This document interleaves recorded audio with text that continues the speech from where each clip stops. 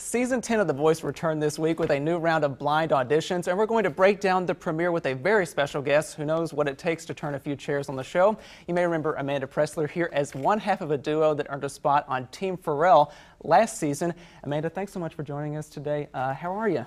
I'm great. Yeah. And thank you for having me. Catch us up on what happened, because everybody saw your audition last season. Yeah. What's been going on? Yeah, well, things have slowed down a lot. Yeah, I bet. I'm not living out of suitcases anymore, so life is getting back to normal, focusing on Preslar Music, which is my music school. Yeah, right off Cherry Street there. Yeah, and then now that season 10 is kicking in, it's wild just watching, thinking, I was just there on season 9. Yeah, and you had such a big moment when your audition aired, because there was an engagement that happened at the end of it. Tell us about that relationship now. Yeah, well, I guess it made voice history. It did. It was a first in voice history, so I was honored to be a part of that. It was very real. A lot of questions were asked. Was that a setup or? Yeah. Nope, it was real.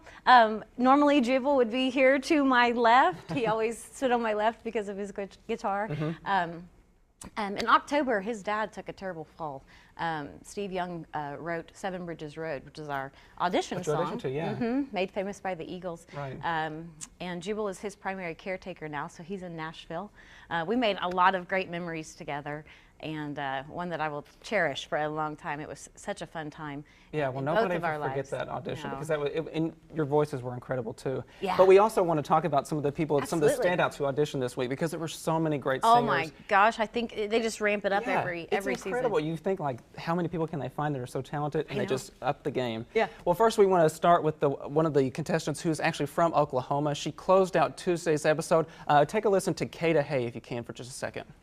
Well, I ain't never been about that time. Oh no, I can't sweep that sweet champagne. And then again, that is Kata Hay. She's from Skytook, lives in Nashville now. What do you think about her? Oh, I love her. I love big personalities, period. Oh, yeah. And I love that they're giving Oklahoma the attention that it deserves. I mean, we had Alaska Maddie season 6, Right. and Corey Kent White on season 8. And I mean, it's just, it's what it is. Oklahoma's awesome. And you all closed out the show on one of the audition episodes last season, and she's closing out one of the episodes. Pretty awesome. I actually made that connection when we were watching, so I think that's pretty fun. And someone else we both really enjoyed was Allison Porter. She's a former child star. Yes. If you want to take a listen to her audition, she sang Blue Bayou. Here it is. I feel so bad, got a worried mind. And also that song was, I found like it was a little bit of an unusual pick. It's not a song that a lot of people know, but it was beautiful. It is a hard song to sing. I've sung that song before. And she's fantastic. I mean, just her pitch is excellent. Her delivery was excellent. I'm going to be watching out for her. She's already one of my favorites. And she ended up on Team Christina. So who knows? Maybe a girl will finally win the show this year. I hope it's time. Yeah. It's time for a girl. And she got all 4 chairs to turn. And Right. up next was somebody who ended up on Team Blake. Her name is Mary Sarah. Yes. We're going to bring her up here in just a second. She also got 4 chairs to turn, ended up on Team Blake. She sang a pretty classic song, Where the Boys Are. What do you think of her? Yeah, loved her. I went to some of the contestants' YouTube profiles. She was consistent even in the videos that she had posted prior to The Voice. So that's what I love is kind of researching these contestants and realizing that, you know, they're legit. Yeah, and she had that last note she hit was just so crystal clear. Oh, yes. Beautiful. Yes. Beautiful voice. She ended up on Team Blake there, Mary Sarah. And also someone who auditioned on your season 9, was Caroline Burns, a very young contestant. Oh, she yes. came back and auditioned. Tell us about her whenever you met her back last season. I loved her. Her and her mother were there last season. And you get to do life with all these contestants. I mean, you live with them, you eat with them, you travel with them, you do all of those things with them.